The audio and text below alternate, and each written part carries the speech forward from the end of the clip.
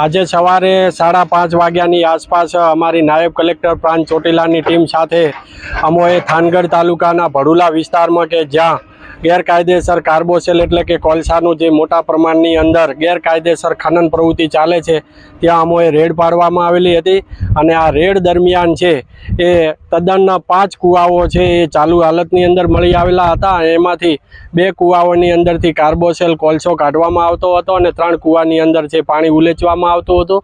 આ તમામ જગ્યાઓ પરથી 7 ટ્રેક્ટર છે એ ટ્રેક્ટર જપ્ત કરવામાં આવેલા છે. 5 છે જનરેટર જે ટ્રેક્ટરની પાછળ જે બાંધવામાં આવેલા હતા એ 5 જનરેટર જપ્ત કરવામાં આવેલા છે ને સાથે 5 છે ચરખીઓ પણ જપ્ત કરવામાં આવેલી છે અને 150 મેટ્રિક ટન છે એ કાર્બોસેલનો જથ્થો પણ મળી આવેલો છે. આમ મળીને કુલ 74 લાખનો મુદ્દામાલ છે એ હાલ ભડુલા વિસ્તારમાંથી કબજે કરી અને મામલતદાર કચેરી થાનગઢ ખાતે ખસેડવાની કામગીરી ચાલુમાં છે.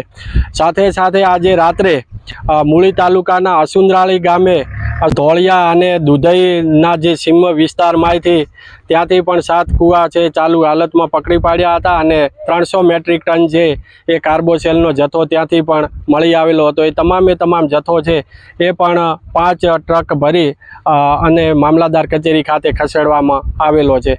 આમ ગઈકાલે રાત્રે અને આજે અમારી કુલ 2 રેડ પાડવામાં આવેલી છે અને મોટા પ્રમાણની અંદરથી આ જથ્થો છે જથ્થો જપ્ત કરી અને આગળની કાયદેસરની કાર્યવાહી કરવામાં આવેલ છે. સાથે આ જે ભડુલા વિસ્તારની અંદરથી જે ગેરકાયદેસર ખનન કરાવતા એ જે ખનિજ માફિયાઓ છે તેઓના નામ પણ શોધવાની કામગીરી હાલ ચાલુ છે.